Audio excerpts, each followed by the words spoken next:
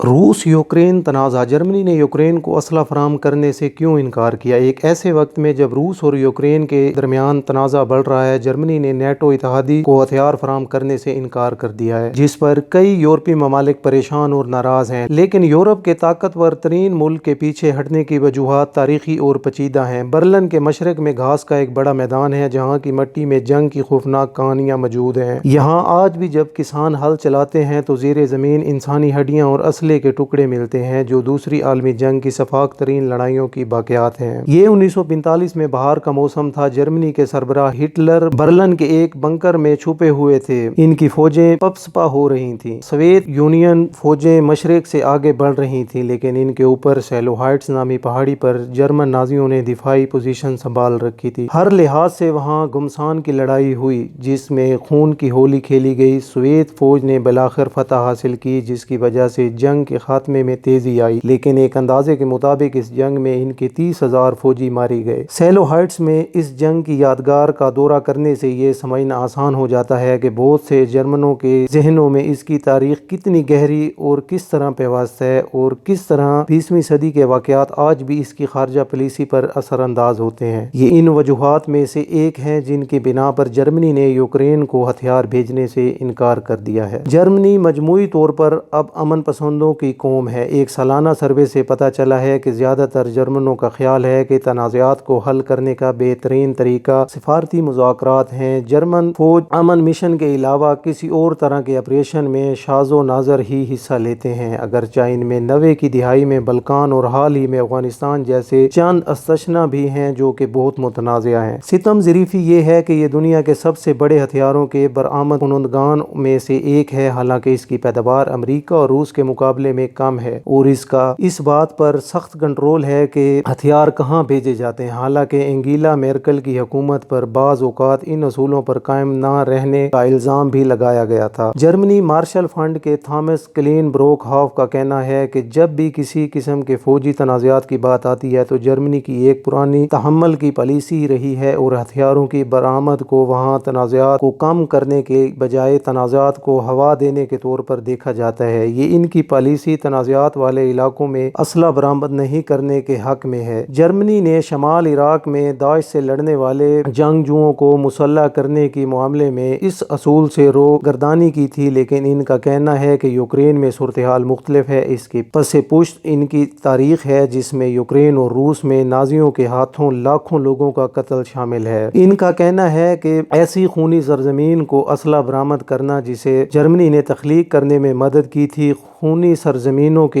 एक हिस्से को दूसरे खूनी सरजमीनों के खिलाफ हथियार फराहम करना जर्मन सियासी मुबाहिसे में इंतशार का बास रहा है। यूक्रेन की सरहद पर सूरत हाल जर्मनी की नई मखलूत हुकूमत का इम्तिहान ले रही है। चांसलर ओलाफ शोल्ज के ख्याल में कोविड शायद इनके लिए सबसे बड़ा चैलेंज था, लेकिन अब वो अपने बैनुल-अक़वामी इत्तेहादियों की तरफ से दबाव में है कि वो अपने मुल्क को एक नई ज़्यादा अक़ाबी पोजीशन पर मुंतकिल करें। इनकी हुकूमत सोशल डेमोक्रेटिक्स, ग्रीन्स और फ्री डेमोक्रेटिक्स का इत्तेहाद है, जो कि गुज़श्ता साल के आखिर में इक़्तिदार में आई। इनकी हुकूमत ने इक़्तिदार पर मबनी खारजा पॉलिसी और असले की बरामदात पर सख्त पाबंदियों का वादा किया है। कई जानिब से क्योंकि हथियार भेजने की गुजारिश की मज़ामत करते हुए चांसलर शोल्ज ने हथियार भेजने की बजाय एक फील्ड अस्पताल के लिए फंड देने, जर्मनी में जख्मी फौजियों का इलाज और 5,000 हेलमेट यूक्रेन भेजने की पेशकश की है। जर्मनी की हिचकिचाहट की दूसरी वजूहात भी हैं। इनमें से एक ये है कि वहाँ बहुत से लोग इस बात पर यकीन नहीं रखते कि हथियार भेजने से बुरान हल हो जाएगा। शोल्ज की वजीर खारजा और ग्रीन पार्टी की सियासतदान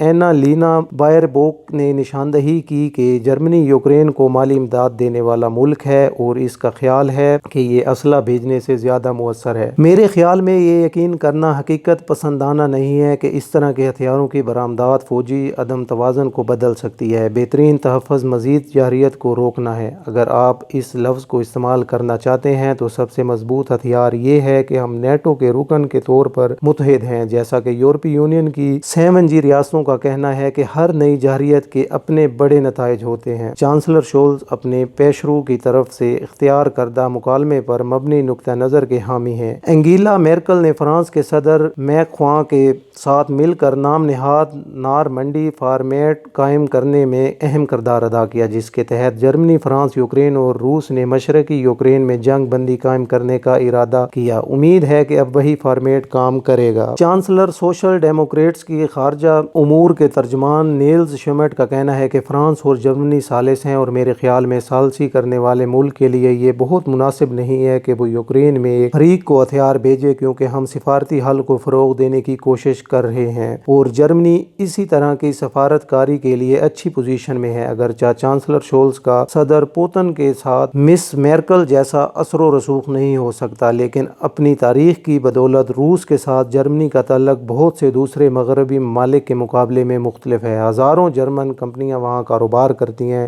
بشمول انگیلا میرکل۔ بہت سے جرمن باشندے